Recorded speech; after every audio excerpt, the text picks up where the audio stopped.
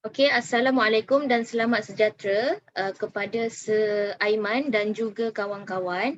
Kami dari kumpulan Glow Up iaitu dari kelas DEC 5B. Saya Musdalifah binti Abdul Manam. Saya Fatin Syahidah binti Zainuddin. Saya Nur Ashira binti Hafairus. Saya Nurul Syafiza binti Kamaluddin. Saya Fatin Nabiha binti Abu Bakar. Saya Nur Hafizah binti Muhammad Yusuf. Okey, kami akan mulakan dengan sejarah dan asal usul permainan congkak. Okey, saya mula ya. Asal usul tradisional congkak ini sejenis permainan tradisional Melayu yang sering dimainkan sebagai aktiviti dalaman ataupun sebagai pertandingan. Okey, congkak ni dipercayai berasal daripada Afrika ataupun negara Arab. Bukti-bukti yang dijumpai oleh ahli kaji purba, mereka telah menjumpai kepingan batu kapur yang mempunyai 2 liang sehari yang bertarikh 5,000 sebelum Masihi dan 7,000 sebelum Masihi di Jordan.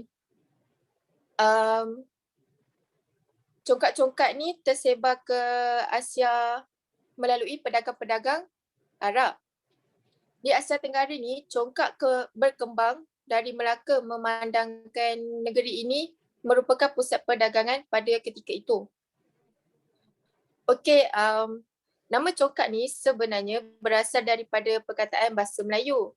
Congkak yang bermaksud pengiraan mental. Di Kepulauan Caribbean, congkak dipercayai sampai ke sana melalui perdagangan hamba dan di sana permainan ini dikenali sebagai wari ataupun awari. Manakala di Indonesia pula, congkak ini dipanggil sebagai songklak dan Filipina pula congkak dipanggil sebagai songka. Okey, pada zaman dahulu, golongan istana ni bermain congkak dengan menggunakan papan congkak yang berukir mewah. Sebab pada zaman dulu mungkin golongan istana adalah orang yang paling kaya. Manakala bagi orang rakyat-rakyat jelata, mereka bermain congkak ni sekadar menggunakan tanah dan menggunakan biji getah ataupun batu sebagai bola congkak itu. Seterusnya. Okey, seterusnya saya sambung dengan perkembangan apa yang dapat dicapai oleh kanak-kanak melalui permainan congkak ni. Yang pertama, perkembangan motor halus di mana melibatkan koordinasi mata dan tangan. Masa kanak-kanak tengok pergerakan tangan dia dan nak masukkan guli dalam setiap lubang congkak tu, masa inilah kanak-kanak belajar untuk koordinasikan pergerakan tangan dengan penglihatannya. Kemahiran ni penting untuk kanak-kanak tu sendiri boleh fokus penglihatan pada tangannya semasa belajar menulis. Jadi melalui permainan congkak ni kita sendiri dah dapat tengok, dia dapat bantu kanak-kanak nak tolong kanak-kanak tu untuk belajar menulis. Dan yang kedua adalah perkembangan literasi di mana melibatkan manipulasi dalam tangan. Okey, masa kanak-kanak genggam guli banyak-banyak dalam tapak tangan tu, kan kanak-kanak kena masukkan guli satu-satu dalam lubang congkak tu. Jadi masa inilah kanak-kanak belajar untuk manipulasi dalam tangan. Manipulasi ni maksudnya macam perbuatan guna sesuatu ataupun buat sesuatu menggunakan tangan dengan cekap. Kenapa cakap dengan cekap? Sebab dekat permainan congkak ni kan kanak-kanak tu pegang guli banyak. Jadi diorang kena masukkan guli tu dalam setiap satu lubang tapi masukkan satu guli je. Sebab itulah dia kata cekap sebab kadang kalau kita pegang guli pun nak masukkan satu-satu tu akan jatuh bertaburan. Jadi ni pun melatih kanak-kanak juga. Kemahiran ni penting untuk kanak-kanak boleh kawal pensel dengan baik. Jadi memang sangat-sangat membantulah untuk perkembangan literasi kanak-kanak yang baru nak belajar pegang pensel, yang baru nak kawal pensel dengan baik dan seterusnya boleh menulis. Seterusnya adalah perkembangan bahasa di mana melibatkan kemahiran mengira kanak-kanak. Sambil kanak-kanak bermain, secara tak langsung kanak-kanak pasti akan mengira setiap guli yang diletakkan ke dalam setiap lubang congkak. Selain mereka juga pasti akan berkomunikasi dengan lawan mainnya. Contohnya, masa tengah bermain congkak ni, kanak-kanak tu pasti akan berinteraksi dengan lawan main diorang. Sebab mungkin diorang akan cakap, ni tenawak lah yang main, guli awak ni awak masukkan lebih, macam tu. Seterusnya,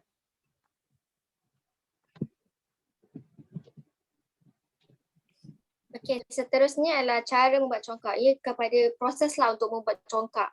Okey, yang pertama, kayu akan ditebang mengikut kepanjangan papan congkak. Kayu tu sama ada kayu merbau ke, keruncing, balau ataupun sebagainya.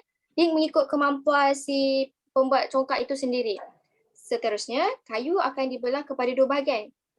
Kita ambil bahagian sebelah bahagian saja untuk buat congkak. Lepas tu lalu kita akan licinkan bahagian tu menggunakan pahat ataupun parang. Seterusnya, kayu akan dipahat untuk membuat lubang-lubang kecil. 7 lubang, lubang tu akan dipanggil sebagai kampung. Okay, kampung. Dan kiri kanan ada lubang besar tu untuk rumah lah. Seterusnya, lubang congkak akan dilicinkan supaya tidak memberi luka kepada si pemain tersebut.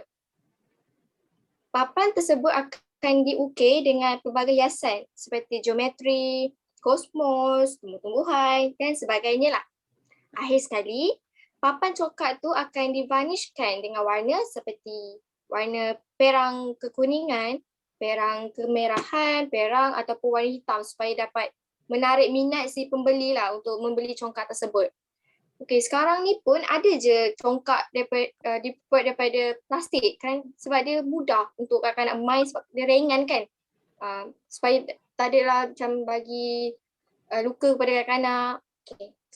Seterusnya. Okey, untuk langkah bermain congkak, mula-mula pemain akan menyediakan papan congkak dan buah guli untuk dimasukkan ke dalam papan congkak sama rata sebelum memulakan permainan. Kemudian, apabila permainan dimulakan, pemain dan pihak lawan akan bergerak serentak memasukkan buah guli satu demi satu ke dalam lubang kampung dari kanan hingga ke kiri rumah dan kampung lawan. Seterusnya, gerakan akan diteruskan hingga buah guli yang terakhir ada pada tangan dimasukkan ke dalam kampung yang kosong di kawasan sendiri atau lawan. Main mesti berhenti serta-merta. Pihak lawan akan mengambil giliran untuk meneruskan permainan sehingga gulinya habis. Sekiranya gulinya habis tu jatuh dekat rumah sendiri, pemain boleh meneruskan permainan. Tetapi kalau buah guli tu jatuh dekat kampung pihak lawan, pemain kena berhentikan permainan serta-merta. Okay, setelah tamat permainan, setiap pemain akan mengira bilangan buah congkak guli. Pemenang permainan congkak adalah pemain yang memiliki guli yang lebih banyak. Okey, sebelum saya habiskan tentang langkah bermain congkak, ada sedikit video tentang cara untuk bermain congkak.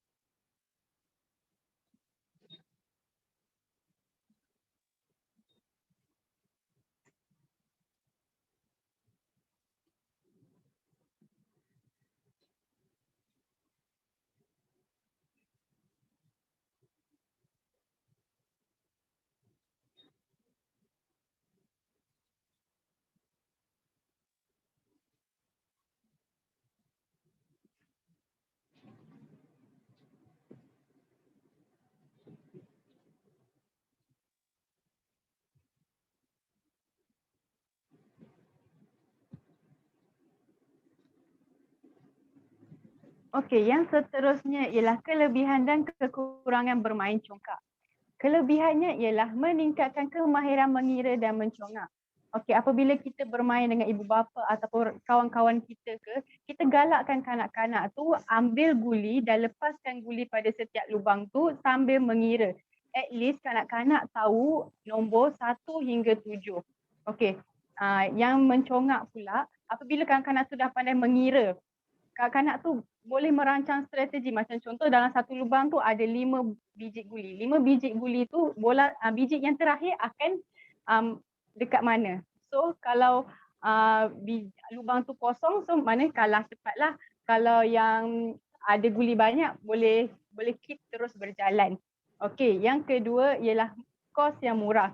Okey, congkak ini boleh didapati di pasaran sekarang sebab dia murah dan ada pelbagai variasi. Ada yang kayu, ada yang plastik.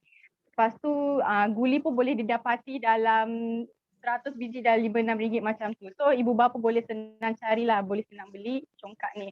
Okey, yang ketiga ialah melatih kesabaran dan kejujuran. Okey, kesabaran ni boleh dipupuk apabila kita menunggu giliran kita untuk bermain ataupun menerima kekalahan yang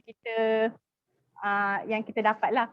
Okay, yang kejujuran ini ialah apabila time kita pula bermain. Kita jujur dalam permainan apabila kita kita masukkan guli lebih ke ataupun tak masukkan langsung ke. Itu kita secara tidak langsung dapat memupuk sifat positif dalam diri kanak-kanak.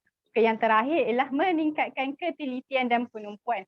Apabila kita bermain dengan pihak lawan kita, kita akan melihat tangan mereka untuk penipuan tidak berlaku lah. At least kanak-kanak boleh applykan ketelitian dan penumpuan ni dalam pembelajaran mereka tau. Diorang boleh fokus satu benda dalam jangka masa yang lama. Okey, yang kedua ialah kekurangan. Kekurangan ialah mengambil masa yang lama. Masa yang lama ini boleh terbahagi kepada dua. Masa bukan turn kita jalan dan juga masa permainan congkak ini tamat.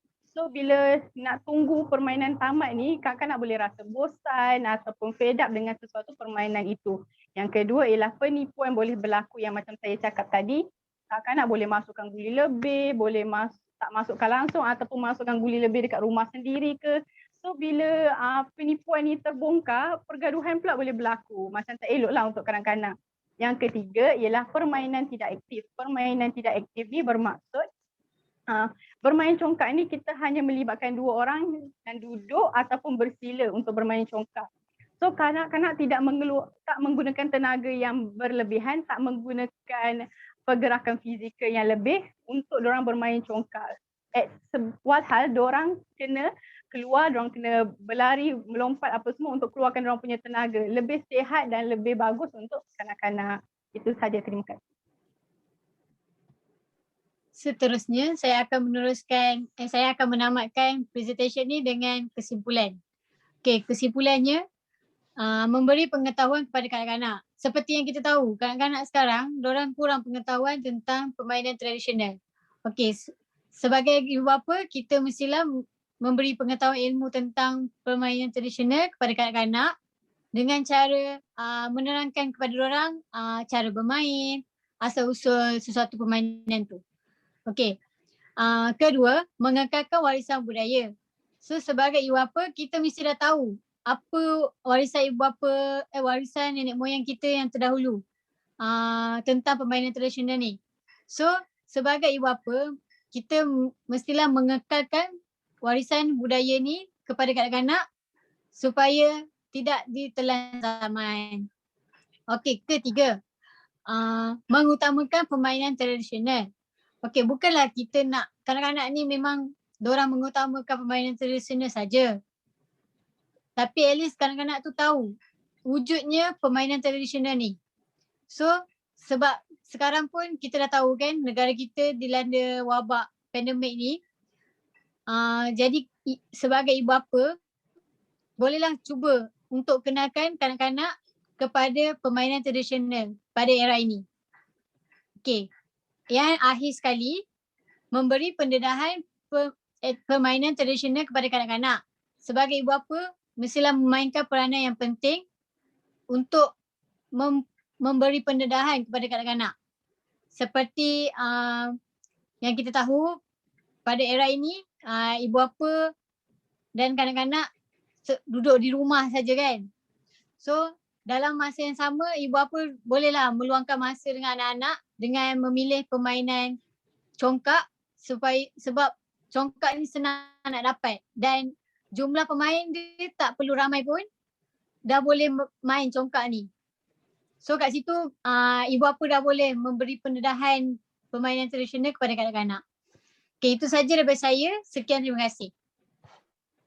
Okey, itu je daripada kumpulan kami. Kalau kawan-kawan ada soalan yang nak ditanyakan berkaitan permainan congkak ni, boleh tanya dekat chat. Sekian, terima kasih.